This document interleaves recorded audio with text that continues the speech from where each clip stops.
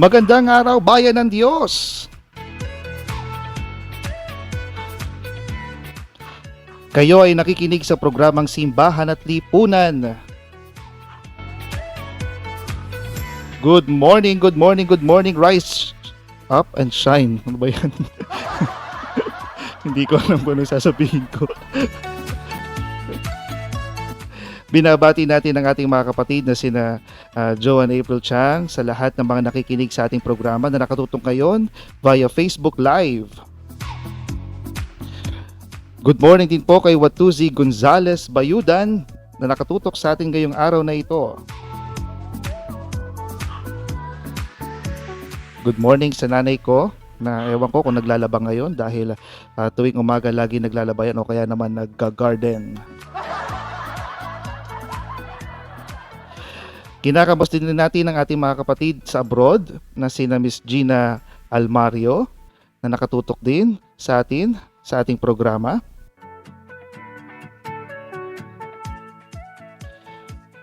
Ngayon ay araw ng Miyerkules, August 19, 2020.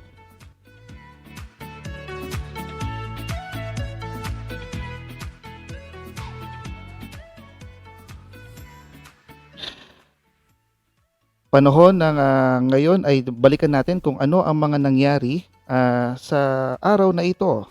Simulan natin.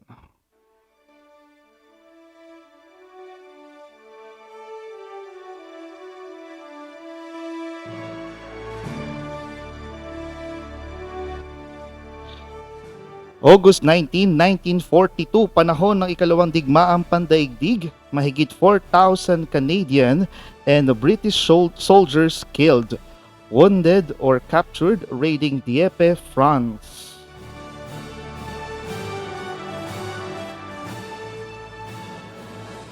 August 19 din, 1793, naitala ang unang fatality ng yellow fever epidemic sa bansang Amerika.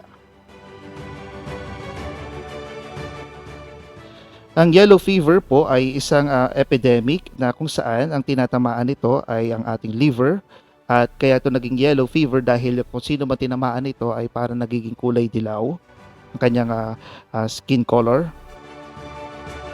Natatransfer din ito through mosquitoes, no? Actually, ito yung nangyari. Naitala ang unang fatality ng yellow fever epidemic sa Philadelphia. At tumagal hanggang November na ikinamatay ng mahigit 5,000 na katao.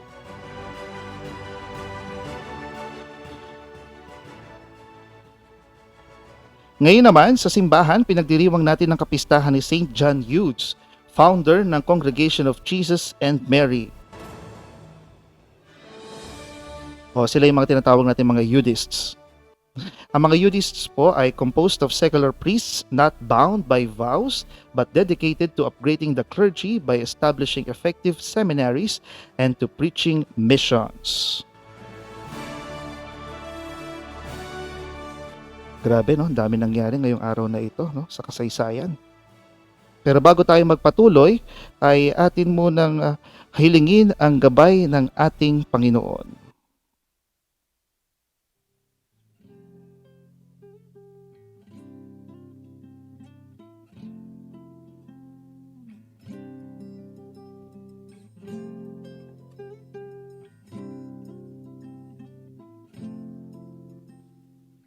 Sa ngalan ng Ama at ng Anak at ng Espiritu Santo. Amen.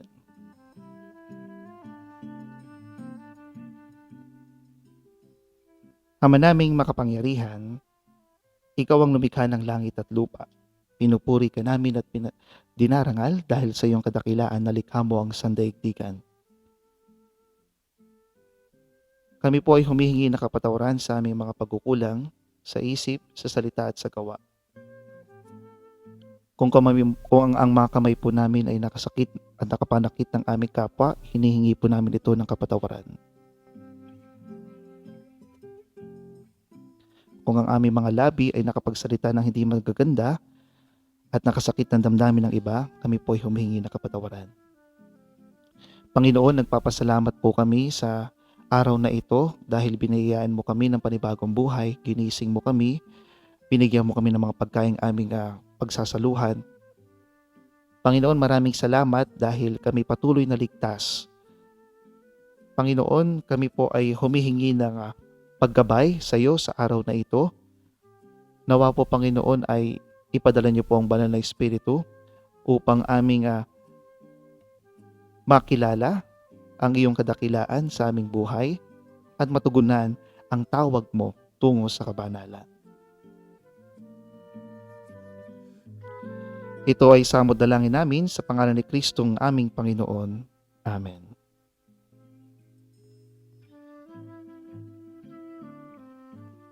Sa ngalan ng Ama at ng Anak at ng Espiritu Santo. Amen.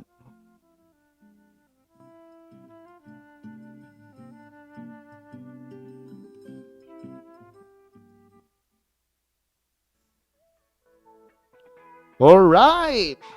Good morning! Good morning, good morning, good morning, good morning, good morning sa inyong lahat. Kayo po ay nakatutok at nakasubaybay sa ating programang Simbahan at Lipunan.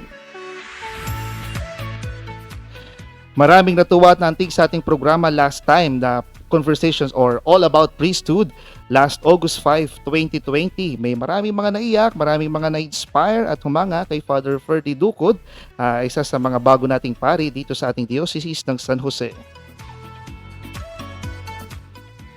Ngayon ay part 2 na ng ating month-long celebration ng Priest Day.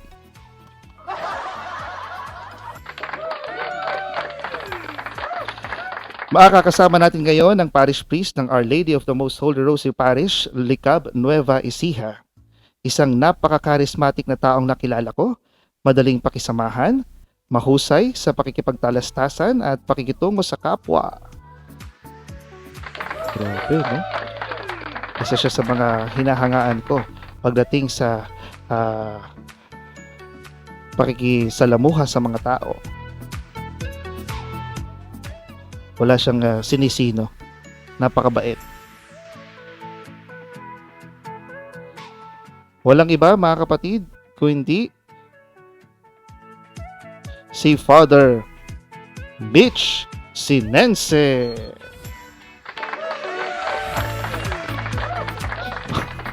Fresh na fresh si Father Mitch, no? Kamusta, Father Mitch? Okay naman, kapatid. Father. Kamusta? Ayan, Ano nga okay naman pinagkakaabalahan dito, mo kapatid. ngayon? Mukhang nagising yata kita. Hindi naman. No? So, yung ano namin ngayon kasi yung nagre-repack ulit no, para sa mga ipamimigay sa mga nangangailangan. Kaya sakto lang na gising na lang maaga. Ayan.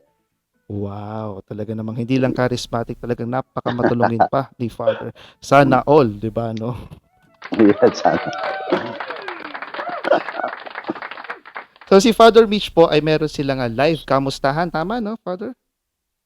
Yes, oo. No? So, meron kaming live kamustahan every Tuesday to Sunday.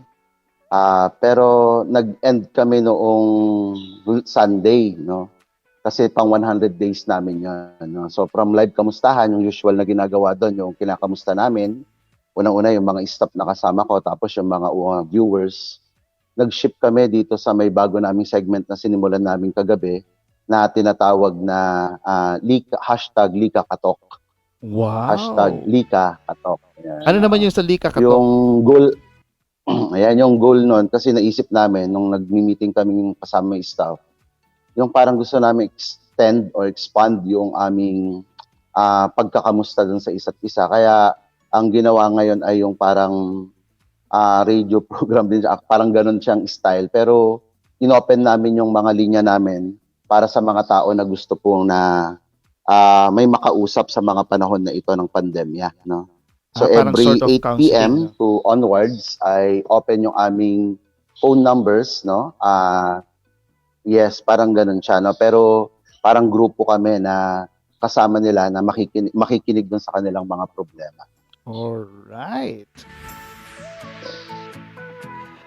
So, let's hear more from Father Mitch Sinense once we go back from our live And I hope ay nandito kayo para pakinggan ang kanyang istorya tungkol sa kung ano ang naging epekto ng pagkapari o yung kanyang buhay pagpapari. But before that, alam ko lahat tayo maraming hangarin sa buhay. May kanya-kanya tayong hinangad sa buhay at mga hangarin pa sa buhay. Gaya ng buhay ni Father Mitch Sinense, na pari ng ating diocese. Why not we hear some music from Himi Jesuita?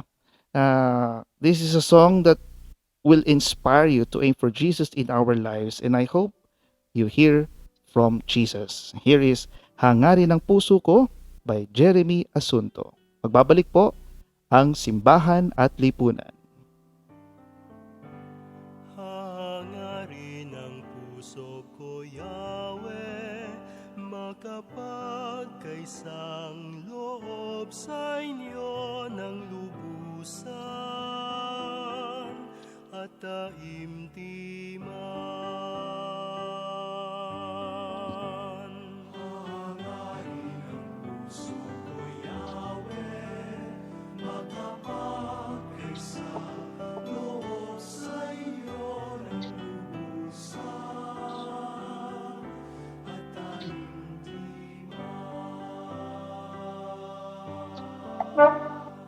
Mapalad siyang hindi naakit ng masama sa palalong buhay di mapariwara.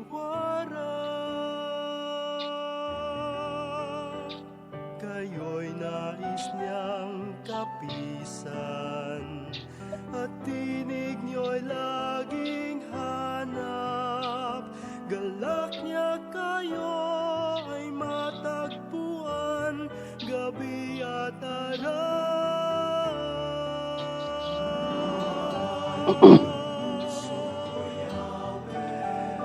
Magkapagkaisang loob sa inyo ng lubusan at taimtiman. Katulad niya'y lunti ang punong nakatanim, katabi ng umaagos na batis. Ang bawat niyang mithiin, ang bawat niyang gawain, nagtatagumpay, nagbubunga ng kapayapaan.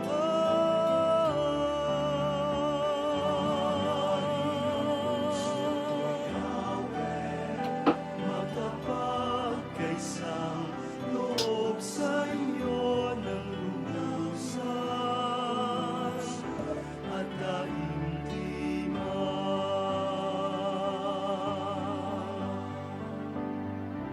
Hangarin ng puso ko, O Yahweh ng buhay ko, masumpungan ka sa sangnilikha ng habang buhay.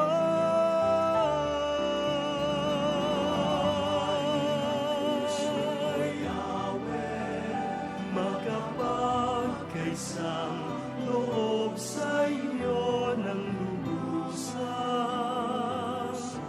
at taimtiman.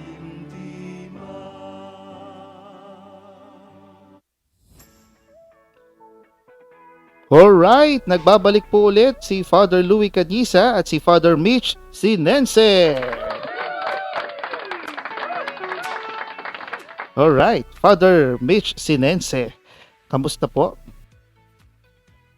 Yes, Father. Ayan. Okay, diba? No, napakaganda ng kanta na yung pinlay, ha? Oo nga naman. Kayo po ay patuloy pa din nakikinig sa ating programang Simbahan at Lipunan. Kung nais nyo pong maging updated sa mga susunod na episodes ng ating programa or balikan ng mga episodes, you may follow us sa aming mga social media accounts, sa aming Facebook, Instagram, Twitter, and please subscribe sa aming YouTube channel. Meron na po kaming 25 subscribers. Sa mga hindi pa po nakakapag-subscribe, pwede po kayong mag-subscribe. Ayan. Anyway, binabati pa rin po natin si Miss Mel Paes Ventura Jr., Mr. pala, sorry, from Sydney, Australia, si Jaisel May Kabatbat, si Mr. Jerry Sinense, uy, si Father Jimmy Reyes, nakatutok sa atin ngayon. Ha? Isa rito sa mga tagahanga mo, Father Mitch. Yan, hello, Father. Alam ko naging ano ba to? Naging guest mo rin siya sa live kamustahan no?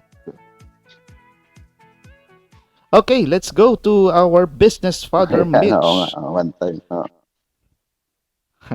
So Father Mitch, paano nagsimula yung Yan. bokasyon mo sa pagpapare? Tell us about your vocation story, Father.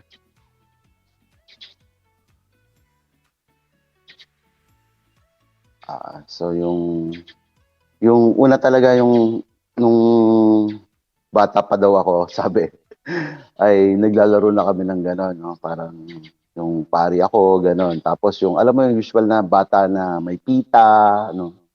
Na ginagawang hostya, no? For consecration, gano'n. Pero wala pang kamuang-muang, no? Yung mga ganong bagay noon that time, nung bata pa ako. Tapos nung nawala yon until nung nasa third year na, no? Nasa fourth year high school na, yung nag-iisip na kung ano talaga yung gusto sa buhay.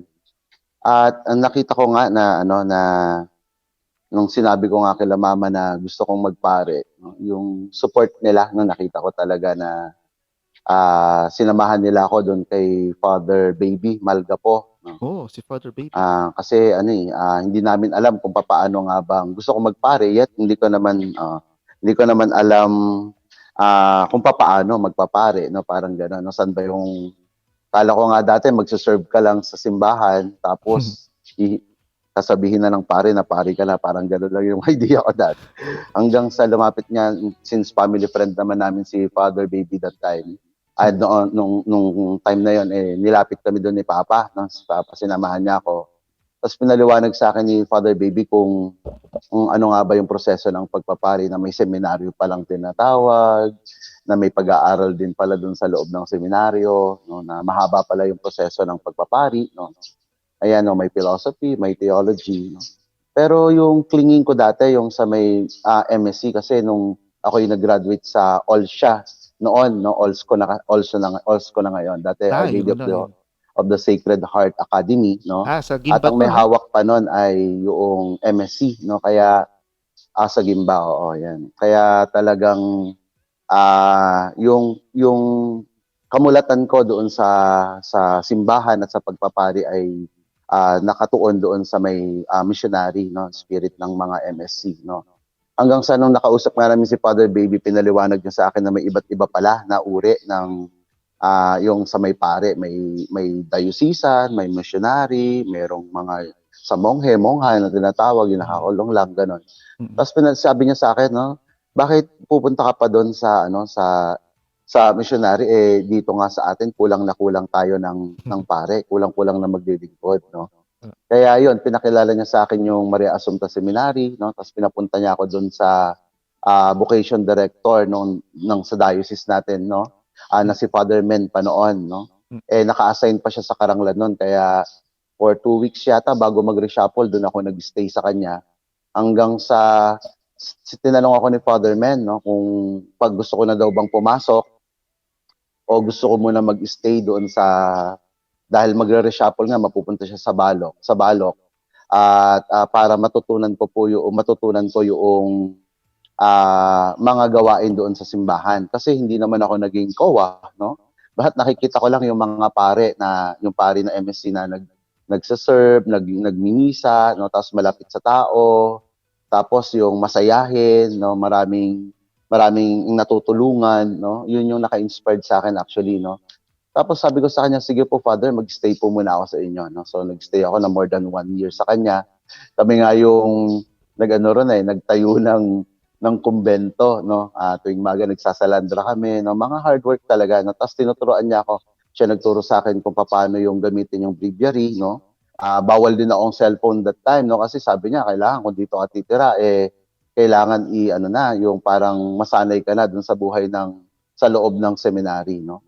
Kumbaga parang tinrain din ako ni Father Men, no, sa mga ganong gawain. Tapos tatandaan ko, no, hindi ako naging COA noon, pero pinabasa niya sa akin yung mga books about COA, yung Knights of the Altar, no, para ako yung makapagbigay ng formation doon sa mga nagnanais na mag-COA doon. So na-train ko yung aking skill po doon na magbigay ng mga programa po, no, yung mga team building, tapos kung paano uunawain yung ng mga COA yung mga gawain sa simbahan ng mas simple, no, mas madaling intindihin, no. So yun, no. Hanggang sa after ko doon sa Balok ay tinulungan na ako ni Father Men na makapasok doon sa Maria Assumpta Seminary. Tapos nagtuloy-tuloy na doon, no. Very smooth naman yung aking karanasan sa loob ng seminary, na parang tinignan ko siya as everything is parang preparation, no. Preparation na binigay sa akin ng Diyos para nang sa ganun, pag dumating yung mga challenges sa buhay ay makakaya, no? Kasi nga, no, sa loob ng seminary, alam naman natin hindi siya madali. Talagang iba't iba yung pinanggalingan, no? Yung mga formators din, no? Hindi mo naman alam kung ano yung kanilang mga ugali, no? Pero dahil siguro nasanay ako kay Father Men, kakilala mo na si Father Men, di ba? Ayun, si Father Men, no? Si Father Menardo Natividad. No? So parang, para sa akin, naging easy na lang yung mga ugali ng mga pari doon, no? Kaya nakapag-adjust ako, no, ng mabilis, no. Tapos nung nakagraduate ng philosophy, tuloy-tuloy pumasok ako ng San Carlos Seminary. Yung katangi-tangi sa karanasan namin doon. Bali, nasa 20 plus kaming pumasok ng philosophy. Pero nung graduate kami, pang-apat ako. No? Wow. Kasi 4 na lang kaming graduate noon. Ayan, no. So, 4 na lang kami natira. Ayan. Ganon. Kaya pang-apat, no. So hindi rin kasi ako masyadong tutok doon no, sa ano, pero yung nagpa-survive sa akin doon, yung tatandaan ko every afternoon may sports time. Okay. Ayan, kaya yun. Tapos doon ko na-develop yung aking pakikipagkapwa-tao sa mga iba't ibang seminarista, no, from minor, nakakalaro ko sila, no, tapos yung philosophy. Nung nandun na ako sa may theology sa may San Carlos Seminary, ganun din, no, every afternoon, no. Yun yung wala akong palya, no. Ayan, no? Yung sports time, no, doon ako nakikipagkwentuhan sa mga tao, no, may LMI doon, mga Chinese, no, may HAS, no, yung mga medyo may edad na, may philosophy, tapos kaming mga theology, no. So Usually yung playtime kasi paraan, mga 4 parang o'clock yun, no? Tuwing hapon yata yes, yun, di ba? 4 to 6. 4 to 6. hapon Tapos yun, yung San Carlos Tapos ano yung yun, sa Guadalupe, no? Guadalupe, yes. Sa Guadalupe, no, yan. Sa may Makati, no. Kaya medyo, pero naging smooth talaga, no. Tapos yung ewan ko, talagang preparation lang lahat ni Lord, nung nandun ako sa loob ng seminary. Kasi yung buong stay ko doon, hindi ako naalis doon sa tinatawag na LS, no, committee. Anong Light and LS? Sound, no, committee, no. Lights and and Sound Committee, no. Ayan, Usually naman ginagawa doon sa Lights and Sounds Committee. Concert, ayan, so siya yung in charge doon sa mga, kunyari may mga programs, sa mga technical, sa parang technical group siya in a sense, no. Kami nag-aayos ng mga sounds, mga ilaw, no. Kapag may concert, kami rin yung gumagawa, no. Kami yung nagpe-prepare, kami yung mauunang darating, kami rin yung huling darating, no. Yung uling aalis. Ganun, no. Tapos ihahanda namin lahat, no. Para maging masinop at maayos yung gaganapin na programa, no. Kaya pala ang sabi ganda ko ng ngayon ano nga, mo dyan, iniisip ko sabi ko parang prepare talaga ni Lord kasi darating pala yung pagkakataon na magagamit ko yung skills na binigay niya sa akin, no, kasi hindi ko naman dati alam. Bukod doon, no, na in charge din ako sa multimedia, no, kaya yung tinuruan ako kung paano mag-edit ng picture through Adobe Photoshop, tinuruan din ako ng mag-Vegas, no, tinuruan ako kung paano gumawa ng mga videos, kung paano i-separate yung sound dun sa may ano. At ngayon nga, nagagamit ko, no? Kaya nga tinitignan ko talaga na preparation lahat ito ni Lord, no? Tapos natuto rin ako ng konting mga music, no? Bagamat hindi ako gaanong marunong mag-play, no, ng mga instrument, pero nasubukan kong mag-gitara, mag-flute, mag-organ, no? Mga iba't ibang instrument na pinag-aralan namin sa seminary. Na ngayon kapag nagagamit ko rin, no, kasi naituturo ko doon sa ibang mga tao, no, na-encourage ko sila na kaya nilang gawin yung mga bagay nito. So nung nakagraduate na ako, tuloy-tuloy lang, no, na-assign ako sa mga parish, no? Dito sa ating diocese, no? Mga 4 or 5 months yata, 5 months, no? Tapos nasabay akong ma-ordain kay Father Richard Lagos, no? Mm. Tapos nga, yun nga, nung after 6 months ulit, ay na-ordain na ako na pari. No, masasabi ko na talagang yung buhay ko sa loob ng seminary, yung formation talaga ay very, matuturing kong very smooth. No? Tapos pala yung isa pang naging advantage po sa akin siguro yung sa Maria Assumpta Seminary kasi nagbibigay kami ng 3 kabang bigas no, every year. So Every dahil year. ako yung pinaka-leader doon, no, pinaka-coordinator ng doon sa may seminary na yon, no, nung sa Diocese ng San Jose. Ano yun, every home weekend, may XLT pa nun si Papa, no? Talagang inaakay ko si Papa na umikot sa mga parokya para manghingi dun sa mga pare. Para yung mga Wow. seminarista dun sa loob ng seminary ay may maibigay kami na bigas, no? Tapos every month din, si Bishop, yung mga pari ng diocese nag-i-invite ako para magkaroon kami ng parang diocesan mass, parang gano'n, no? Para makilala ng mga pari yung mga seminarista doon sa Maria Assumpta Seminary na yung mga kasama lang ay yung mga bahagi ng diocese natin, no? So until yung pinakalas na misang na-invite ko noon si Bishop Bishop Milo. Kaya yung vocation that time talagang masasabi ko na medyo lumago ng dumami kasi nga yung nakikita ng mga seminarista yung mga pare, nakikita ng mga pare yung mga seminarista that time, no? So yan. Yung mga simpleng ganun lang na nakikita ko na ngayon na parang preparation lang pala ni Lord. Kasi parang ngayon din ako bilang pare magiging tagapag-ugnay din pala ako ng simbahan at ng bayan natin, parang gano'n, no, yung mission natin, no, hindi lamang solely doon sa may simbahan, bagkus yung tinitignan ko rin ngayon yung mga pangangailangan ng lipunan, no, ng ating mga kababayan. Kumbaga, wow, salamat Father. Father Mitch, no? Talaga namang napakaganda ng vocation story mo, no? Nagsimula sa laro-laro lang, no? Yung pita-pita, no? Yung Yes, misa-misahan, oo. no?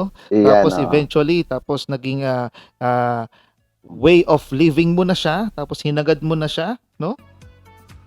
Ang nakakatawa dito kasi Yes, very oo. supportive yung family mo, no? Lalo na yung father mo, no? Kasi talagang Yes, tinulungan ka oo. niya. At saka marami ding mga pari ang sumuporta sa iyo, marami ding mga pari ang nagbigay ng tulong sa iyo, naging inspirasyon mo, Yes, tama, no? oo. Sila Father Baby, Yes, sila oo. Father Tama yan, Men, Father, no? and Si other Father. priests, no? Na Opo. Tsaka, talagang tumulong sa iyo. yes, And then oo. yung sa sinabi Natatandaan mo ko nga, pa, Father, yung sige Father.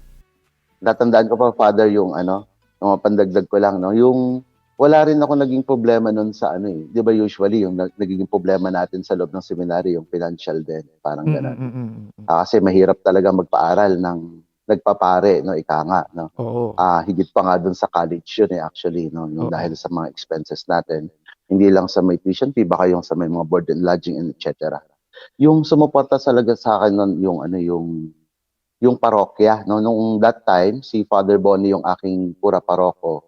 Lagi niya akong binibigyan, no, ng mga pang-ala-allowance, no, pero nung naging si Monsignor Mabutol na, talagang sinagot niya yung buong board and lodging ko, kaya talaga naman na naging easy sa akin yung hindi ko na iniisip, kumbaga na hindi na rin iniisip gaano ng aking family, no, kung papaano kukunin o papaano ko itataguyod sa loob ng seminary. Kaya napakalaking tulong. Kaya nga ngayon naiisip ko kapag may nangangailangan na pare, parang mas madali akong nakapagbibigay, no, kasi nga yung nakaranasan ko, hindi naman ako pinabayaan ng mga kapatid, yung mga pare nung ako'y seminarista pa lang, no. Sila yung mga pare na kapag lumapit talaga ako sa isang parokya para manghingi ng bigas, talagang minsan nga sobra-sobra pa yung kanilang binibigay, no. Pero yung nagtaguyod talaga sa akin noon si Monsignor Mabutol, halos sinasagot niya na lahat yung aking mga expenses doon sa seminary. Oo nga. Papasalamat tayo sa kanila, no? That's wonderful, no? Yung mga paring talagang tumutulong. Kasi yung mga tao naman talagang tumutulong, lalo na kapag nalaman nila na you are offering your life to God, no? Hindi ka talaga pababayaan. Kaya nga, totoo yung sinasabi sa gospel na if you don't love yourself, you will inherit it more, no?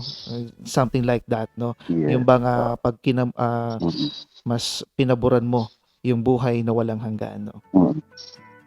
Yes. Nakakatuwa pa doon, Father, kasi syempre naalala ko rin tuloy yung mga seminary days ko, no? Kasi nung Yeah. kinuwento mo sa akin, no? Syempre, 'di ba? Iba rin eh. Let's say for example, ikaw din, no, sabi mo nga 20 kayong nagsimula tapos natapos kayo ng 4, no? The same way with Apat, us, oo. no? 26 naman kami pero naging pari sa amin mga 4 din, no? Apat din, oh. Oo, kasi 'di ba? Eh, naging pare yan, Father, no? Mm. Tama ba naging pare sa Oo, inyo? naging pari 'yon, Yung sa naging amin, pari. ano eh, mga more than 20 kami sa philosophy. Graduate kami ng 4, tapos ako lang yung naging pare. No? Pero 3 kami tumuloy ng theology, yung 2 ay lumabas din. Mm. Pero ako yung parang natuloy na maging pari talaga. Wow, talaga ng mga pinagadya talaga ng Panginoon, no? Biruin mo naman, oh, 'di ba? Parish priest ka na ng Likab at maraming bumabati sa iyo, sila Marmel Mamaklay from Likab and also Leonila Rayo from Likab. We Ayan, also would like hello. to acknowledge um, Carl Joseph Lindain. So si Carl ay ating seminarista, no? Sana ay na-inspire ka Ayan, sa hello, mga kwento Carl. ni Father Mitch, no? Well, si Father Mitch din po Ayan. ay Father, 'di ba ano ka rin, nag-aano ka rin sa ang hinahawakan mo ngayon ay sa charismatic, no? Charismatic movements. Oo, Yes, charismatic oo. movement, no? Yung mga, mm, yes, oo. Yung charismatic movements ng ating diocese, no, bali ako yung in charge ni Bishop. Yung saklaw nito, yung El Shaddai, yung Corsilio movements, no, yung mga formation na movements natin, no, dito sa ating diocese. Except lang yung sa may family and life, no, kasi hiniwalay nila dito sa diocese yung family and life at saka charismatic movements. Pero in general, no, talagang under talaga dapat siya ng charismatic movement. So, pero nagpapasalamat ako kasi si sister napakasipag din. Na-update na lang ako, no, about the family and life. Tapos yung mga yun nga, yung charismatic movement sa El Shaddai. Ngayon po, meron kami yung sa Soldiers of Christ, no, yung devotion, no, sa pagpapalaganap kay Inang Maria. Okay. Ayan, Mabalik tayo dun sa nasasama rin ako dun sa may feast. Saan? mabalik tayo Kapatid. dun sa seminary days mo. Ano yung mga bagay na medyo nahirapan ka nung nasa loob ka ng seminaryo? Kasi syempre, hindi naman laging everyday is smooth, no? May mga pagkakataon na dumarating yung mga dry Yes, season natin, no? Tinatawag natin dry season, no? So, would you like to give us ayan, some... Yes. Yes, Father, go ahead.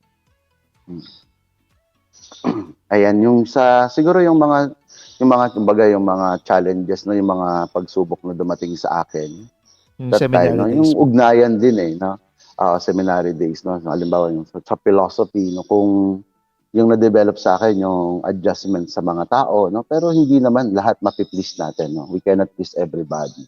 Talagang dumarating sa buhay o sa punto natin na meron tayong hindi makakasundo, nga, no. Nasa sa atin na lang din yun kung papaano natin hahawakan at papaano tayo magsusumikap na mag-adjust doon sa taong ito. No? Lalo na, no, sa may mga, halimbawa yung formator, no, yung relasyon ng formator at saka ng seminarista that time ako, no, parang nagsimula kasi ako na parang hindi ko naman matatawag na ano bang tawag doon, authority hang-up, no, kasi wala naman akong naging mga ganong issue. Siguro yung masyado lang siguro rin ako naging malapit, no, sa mga kapwa seminarista, no, sa iba't ibang levels, no, halimbawa sa mga minor to philosophy, no, hanggang sa nagiging kuya-kuya nila ako, nagiging leader. Kasi gano'n naman sa Hindi ko alam seminary, 'di kung ba? nagiging Kasi kailangan meron kang community life, 'di ba? Hindi ka puwedeng mag-isa ka yes, lang, no? exactly,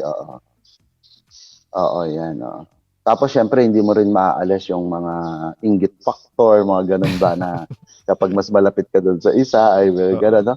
Yung mostly yung challenges sa akin yung relationship doon sa kapwa ko, no.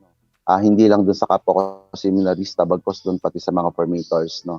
Kasi yung syempre ayaw mo rin naman na ayaw mong ma-feel din ng iba na medyo, ano bang tawag na to, na-overpower mo sila or something, no? Kasi Yung siyempre 'di parang ba 'pag nahihigitan mo medyo sila, no? nag-e-exert Parang, tayo ng sarili natin, parang ang dating sa kanila, Yes. parang ino-overpower natin sila, sinasapawan natin sila, 'di ba? Parang mga gano'n. Yes, parang gano'n. Oo, 'yan.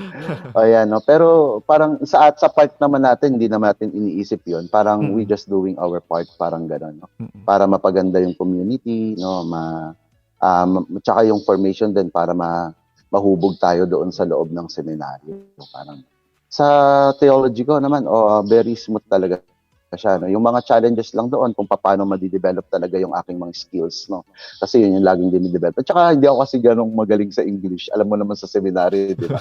Ay, Yun yung oo. isa sa Kasi may mga English speaking 'di ba, campaign dun, eh, meron pa oo.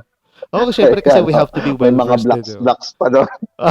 Yes, exactly 'no, may mga Oo, blocks pa na oo. end of the day kapag ikaw yung may hawak ng block na yon ay magbabayad ka 'no. O Ay, kaya oo. kapag mga gano'n 'no, talagang icha-challenge mo lang din yung sarili mo 'no, kasi hindi naman ako galing sa pamilya na nag-i-English actually 'no, Oo, puro mga Tagalog nga yung mga salita namin. So hindi talaga ako nasanay.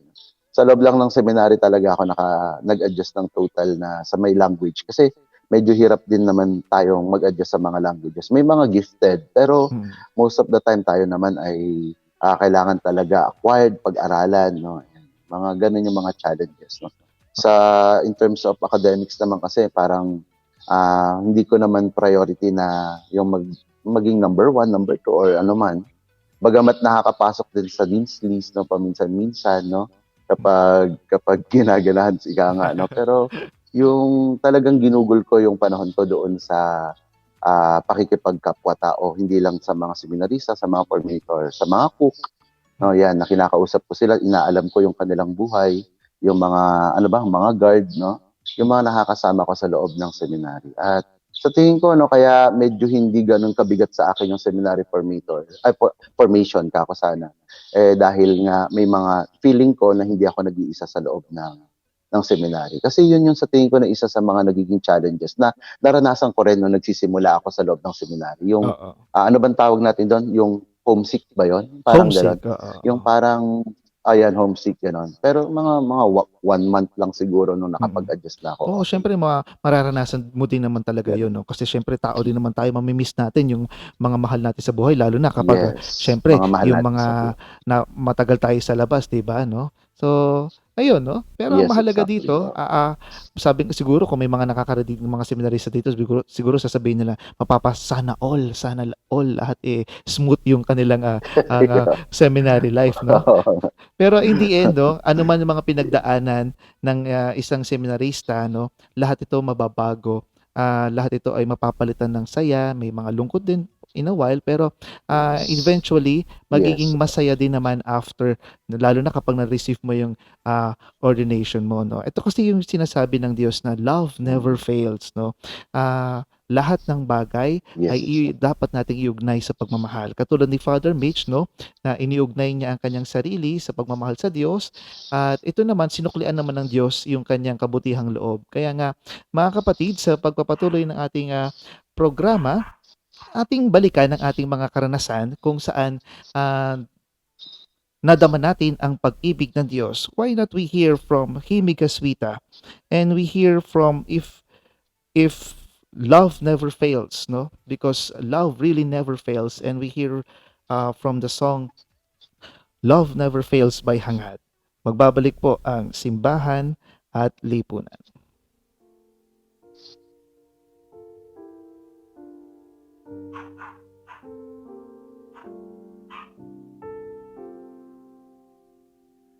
If I speak with the tongues of the earth, if the angels fill my mouth, yet do not have love, I am if I prophesy.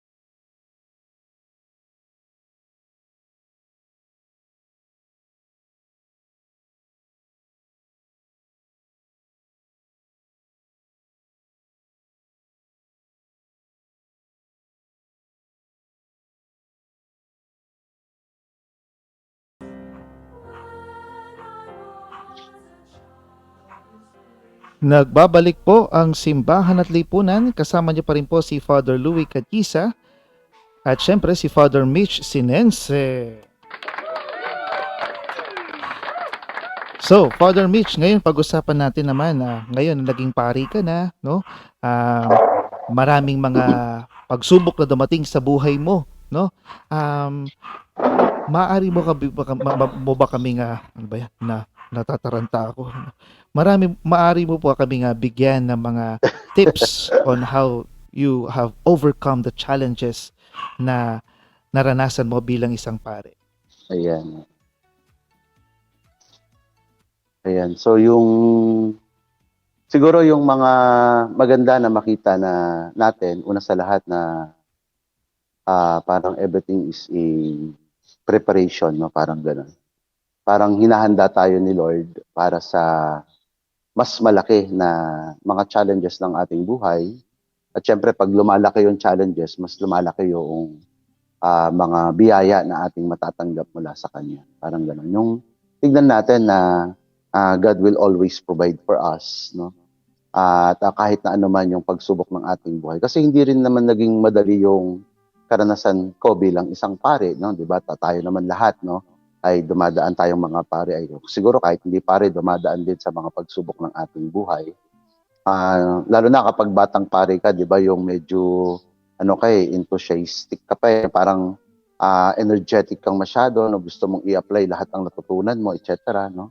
At yung adjustment, no, nito yung isa sa mga challenges na kailangan, no, makita mo na halimbawa yung may kura paroko ka tapos assistant ka, no, yung mga ganun na pagkakataon ay hindi rin madali, no, sa lalo na sa isang batang pare na kagagraduate lang, ka-ordain lang, na gusto talagang i-explore pa at isabuhay yung kanyang natutunan, no. Yung adjustment talaga. Tapos yung makita mo na hindi ka pababayaan ni Lord, no? At yung makita mo dapat na hindi ka nag-iisa, no? Lagi kang may kasama, no? Yung piliin natin na wag tayong mag-isa sa buhay, no? Yung marami tayong mga kapwa kapare, maghanap tayo ng mga friends, no? Ng mga na pwede nating hingahan ng ating mga problema at suliranin, no? Sa ating buhay. At makikita natin na makakatagpo talaga tayo ng isusugo ni Lord na siyang makakaunawa, makikinig, no? Makakapagpayo para makita natin yung tamang landas sa dapat nating tahakin. Kaya kahit ano man yung problema at suliranin natin, mga kapatid, tatandaan po natin na mayroong Diyos lagi na mas malaki, no? Gaano man kalaki yung problema, parang sabi nga parang si Brother Bo Sanchez yata nagsabi nun, parang our problems is just 10% of our life. 90% of it, parang biyaya talaga ng Diyos. And most of the time, nakikita ko pa nga, hindi yung 10% na problema, parang in the long run, pagkatapos ng ilang panahon, sasabihin mo na biyaya din pala ng Diyos yun. Dahil pinagkaloob niya ito para nang sa ganun, mas lalo pang lumalim yung pananampalataya sa Kanya. At makita natin talaga kung gaano tayo kamahal ng Poong May Kapal.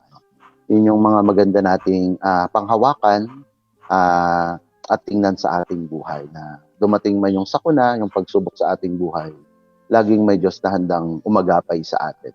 At yung kailangan may panghahawakan ka rin na prinsipyo. Halimbawa, nung na-assign ako sa Karanglan, no, nung ako yung naging kura paroko doon sa St. Nicholas, no, de Tolentine. Parang yung pinanghawakan kong prinsipyo doon, no, na para makababad ako sa mga tao, yung corporal works of mercy na sinabuhay talaga namin. Parang yung naging team namin. No? Yung pakainin yung nagugutom, painumin yung nauuhaw, bisitahin yung nasa bilangguan at may sakit, no, yung palagyan ng damitan yung mga walang maisuot at iba pa, no. Yun yung naging team namin. Kaya parang naging babad ako sa mga tao, no. At yun yung nakatulong sa akin para hindi ko maramdaman na ako'y nag-iisa doon sa ministry. Bagkus may mga kasama ko, yung PTC, yung mga leaders ng mga barangay, at mismo yung sambayanan ng Diyos doon, yung nakikita ko, nakalakbay ko, na nangangarap para doon sa simbahan, no. At yun nga, yung nangyari, naging successful naman, no. Sa tingin ko, para sa akin, naging successful naman kahit na may mga hindi mo naman mapiplease, no, lahat ng mga tao. Pero at least, no, yung majority of them ay naging masaya naman, no, sa kahit paano doon sa aking mga ginawang pagsisilbi o paglilingkod doon bilang kanilang purang ano. Pagdating dito sa may likab, no, yung challenge naman sa atin dito, no, yung pandemya, di ba? Mm-mm. Kaya nga, no, nung naiisip ko agad, no, una, paano ko kakamustahin yung mga tao dito. Kaya nag-put up kami ng isang programa na tinatawag na Live Kamustahan, Mm-mm. na kung saan kapag may internet sila, no, through Facebook, tinatag namin yung mga tiga dito, nakakamusta namin sila, no, yung sitwasyon nila, kay ano bang kailangan nila, para nang sa ganun kung kailangan nila ng anuman na bagay na dahil sa pandemya naging kakulangan sa kanila, kung kaya naming ibigay na ibibigay namin. At ngayon nga naisip nga namin, no, yung mas malalim na pagtulong, yung inopen namin yung aming linya para sa mga nangangailangan ng kausap. Kasi yung panahon natin ngayon, di ba, yung challenge nga sa atin, yung binigay sa ating recollection, ay yung formation last Monday, kung papaano natin matutulungan yung mga hopeless na, yung mga nawawalan na ng pag-asa, o kaya naman yung ating mga frontliners na kailangan ng kausap dahil na medyo stress na sila, depressed na sila, o kaya mga kapatid na pari natin na kailangan lang ng kadamay o karamay, no? Kaya nag-put up kami ng bagong segment namin from Live Kamustahan. Ngayon ay ginawa naming #LikaKatok. Yun ay yung every Tuesday to Sunday, ino-open namin yung aming phone numbers para nang sa ganun ay makausap namin. At the same time, naka-live ito, naririnig ng mga viewers yung kanilang problema, at pwede silang mag-comment kung paano yung kanilang mga kung paano sila matutulungan, no, through the viewers opinions, no, at syempre yung sa amin din ng mga payo na pwede namin ibigay sa kanila. Or kung gusto nilang makinig lang kami, pwede rin, no. So yun yung aming ginagawa ngayon para makatulong, no? So tapos yung isa pang naging problema namin, yung iniisip namin kung paano namin tutulungan yung mga nawalan ng hanap buhay dahil sa pandemya. Kaya medyo kakapalan lang talaga yung mukha. Pero ang maganda nito, napakadaming nagre-respond, no, ng tulong, no. Hindi namin na-overwhelm talaga kami, no. Hindi namin akalain na ganun karami yung tutulong sa amin, no, na makakasurvive na yung parokya. At the same time, parang naka-6 cycle yata kami ng pagbibigay, no, ng mga tulong. At ngayon po, madami na naman po nagpadala ng mga bigas sa amin, no. Hinihintay na lang po yung ibang mga pang-ulam, no, para maipamigay po namin. So mga around nasa 200 to 300 pa yung aming ipamimigay sa mga panahon na ito. Dahil nasa GCQ ulit tayo. Yeah. Well, basically, yung shinare ni Father about the challenges na kinaharap niya, it all boils down doon sa community. Kailangan meron kang support group, na kung meron kang mga pinagdadaanan, kailangan meron kang pinaghihingahan, meron kang ventilation, kumbaga. Kasi kung sa isang room at punong-puno na ng usok at hindi mo bubuksan ng bintana, masusuffocate ka, you will die. No? Suffocation, no? Just like what we have heard from Father Mitch, no, on how he handles his challenges. It is through yung pagbabad sa mga tao, yung pakikipag-usap, yung community, no, yung pakikipag-ugnayan sa kanilang mga support group, no. Wow, congratulations, Father, for having that kind of ventilation, no. At maraming salamat dahil nagiging bukas ka, no, para dahil may mga tagapakinig din tayo dito, malamang marami din sila mga problema, and I hope na nakakatulong itong programang ito, lalo tigit sa ginawang sharing ni Father Mitch sa atin ngayong araw na ito. Father Mitch, maraming salamat for giving us your thoughts. If I may add, no, Father, okay lang ba? Sure. Yan, yan. Yung isa pa sa naging help din sa atin, no, sa akin personally, yung pag-reach out din sa mga kagaya mo, yung ginagawa mo ngayon, no, pag-reach out sa kapwa mo pare, no. Kaya nga, kung natatandaan niyo yung last na meeting natin, nandun kami sa Quiapo, no, para hindi lang kumain doon sa masarap na luto ni Father AR, no. Bagkus yung talagang ginagawa ko yun, no, talagang kahit malayo. Kasi parang chance na yun, baka mamaya may isang pari doon na kailangan na pala ng makakita ng isa pang pari na paghihingan. Kasi sa totoo lang tayo talagang mga pari yung makapag-iintindi ng sitwasyon nating mga pare. Yun yung reality, no? Pwede tayong magsabi sa lay, pero most of the time hindi nila maggaanong maiintindihan yung sitwasyon natin. Kaya nga yung kapag may mga chances na may gathering, no, talagang kahit papaano ay make sure na makadalo, no? Kahit na sandali lang magpakita, no, makinig, no, yan, no, kahit na minsan, no, talagang kahit ako na mismo yung nagbibigay ng nung pangangailangan para lang matupad yung gathering na iyon, no, para magawa lang, no. Kasi para to give hope, no, sa ating ding mga pare, kasi hindi natin maaalis na tayo rin mismo mga pare, kagaya po ng mga nakikinig o nanonood po sa atin, na nararamdaman din po namin yung stress, nararamdaman din po namin yung depression, nararamdaman din po namin na kailangan namin ng kasama, lalo na sa panahon na ito, no. Mahirap nga po ngayon kasi pandemya. Alam po pong nahihirapan yung iba nating mga taga-subaybay ngayon, no. Pero wag ko yung mag-alala, no. Hindi kayo nag-iisa, kami rin pong mga pare, Oo. no. Nararamdaman po namin yung mga nararanasan po Ang ninyo sa mahalaga mga panahon dito na ay ito. may damayan. Magtulungan po tayo. Yes, Magtulungan. exactly. Yes. Alright, Father Mitch, talaga na mga nabuhayan ang bawat isa sa iyong mga binigay na inspirasyon, no? Na-inspire sila. Lalo tigit dun sa ating mga kapatid na nakatutong kayo, na nakasubaybay via Facebook Live and Radio Maria World Family app, no? So, Father Yes. Mitch, before we end our episode, let's do the fast talk. Alam mo ba yan, yung fast talk? Ay, may pasok pala to. Oo. Oo, sasagutin ko lang, mabilisan lang tayo, no? Para magkaroon naman tayo ng Oo, konting light moments sa araw na ito. Handa ka na ba, Father Mitch? Yes, Father. Okay, let's do the fast talk, Father Mitch. Matulog o kumain? Matutulog. Maglakad o tumakbo? Maglakad. Manood o magbasa? Manood. Okay. Mag-like o mag-share? Mag-share. Best time to pray the rosary?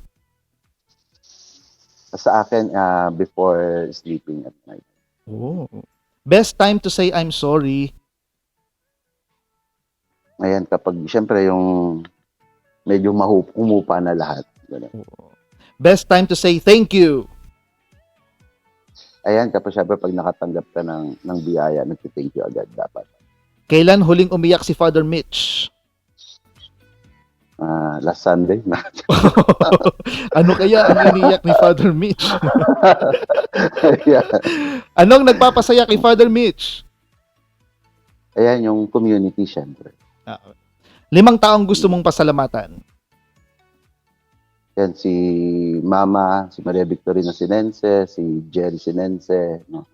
Tapos yung si Richelle Sinense, no? Yung mga kapatid ko, tapos syempre yung staff, no? At saka yung aking PCX ko. Wow. Gulay o karne? Karne, Parehas tayo. halatang halata. Halata. Bakit kailangan magpatawad? Ayan, kasi nga para maging malaya ka, no? Kaysa nakakulong ka doon sa galit, ikaw lang din yung mapiperwisyo, kaya dapat magpatawad. Kung mabubuhay ka uli, gugustuhin pa din ba maging pare? Yes, of course. Alright. Father Mitch, congratulations. You survived the fast talk. Ang hirap pala dito. Maraming salamat, Maganda Father tong Mitch, pasok sa na to. iyong pagbibigay at paglalaan ng oras sa amin ngayong araw na ito. At sana ay huwag kang magsasawa. Siguro hindi pa itong huling araw o huling beses na makakasama ka namin dito sa ating programa. Kita-kits na lang ulit, Father Mitch. Muli, maraming salamat, Father Mitch. Do you have something to Ayan, say, salamat. parting words para sa ating mga Ayan, makikinig? siguro. So, yung last message na lang po siguro, yung wag tayong mawawalan ng pag-asa, no? Kasi lagi natin tatandaan na may Diyos tayo na handang umalalay sa atin. Minsan, o madalas hindi lang natin maramdaman dahil we are clouded, no? Na iniisip natin kasi yung problema sa buhay, no? Hindi natin nakikita yung biyaya na dumarating sa ating buhay. Kaya mga kapatid, no? Kaming mga pare ay lagi lang naririto at lagi namin kayong ipagdarasal, no, lalo na sa panahon na ito. Dahil alam naman namin, no, na kaming mga pare na yung tunay na makakatulong sa atin ay walang iba kung hindi yung Diyos. Yung hiling ko lang din po, ipagdasal nyo rin po kaming mga pare para kami po ay maging matatag at maging patuloy na daluyan ng pagpapala at pagmamahal ng Diyos, pagpapatawad ng Diyos para sa sangkatauhan. No? So don't forget to pray, hope, and do not worry, sabi nga ni Padre Pio. Alright. Thank you, Father Mitch. Maraming salamat. Kita-kits na lang ulit, Father Mitch. Thank you po, Father Louis. Okay, Okay, bye-bye. salamat. Bye-bye. Ayun po mga kapatid, na natunghayan natin, napakinggan natin ng ating kapatid na si Father Mitch Sinense na nagbahagi ng kanyang karanasan tungkol sa kanyang pagkapari. At sana marami kayong napulot na aral mula sa kanya dahil ang lahat naman ng bagay ay minsan yung iba na pag-aaralan sa libro, pero the best teacher in life are our experiences. Okay, bati-bati muna tayo kay kay Nanay Nancy Gomez Padua. Sabi nga niya, proud El Shaddai siya, Father Mitch. And then si Miss Flor Tadena. Hello. Muli po mga kapatid, isa na naman pong Miyerkules ang nagdaan at patuloy po tayong manalig sa Diyos na ang lahat ng bagay ay malalagpasan kung tayo ay makikinig lamang sa kanyang mga utos at kung tayo ay patuloy na magpapakabanal sa ating gawain. Muli po, ito po si Father Louis Cañiza at bago po tayo magtapos sa ating programa, tayo muna po ay manalangin at humingi ng pagpapasalamat sa Diyos na may kapal.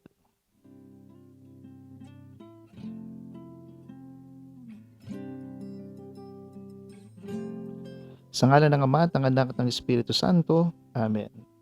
Ang naming makapangyarihan, nagpapasalamat kami sa iyong dakilang pangalan dahil kami po ay iyong ginabayan ngayong araw na ito. Nawa po Panginoon ay ingatan mo po ang bawat isa na naway lagi sila maging ligtas saan man sila naroroon. Nawa po Panginoon ang aming mga frontliners ay patuloy mong yakapin sa oras ng kanilang paghihirap, sa oras ng kanilang pagod. Ang aming mga kamag-anak o kapatid na nasa malalayong lugar, naway laging po silang iingatan at bigyan ng proteksyon. Ito ay samot dalangin namin sa pangalan ni Kristo ng aming Panginoon. Amen. Sa ngalan ng Ama, ng Anak, ng Espiritu Santo. Amen. I hate to say this, but this is our time to part. Maraming salamat sa inyong pakikinig sa ating programang Simbahan at Lipunan, ang kaagapay ninyo sa kabanalan. Magkarinigan po ulit tayo next September, first week and third week of the month of September. Muli po ito po si Father Louis Cañiza at ito ang Simbahan at Lipunan, kaagapay ninyo sa kabanalan. God bless!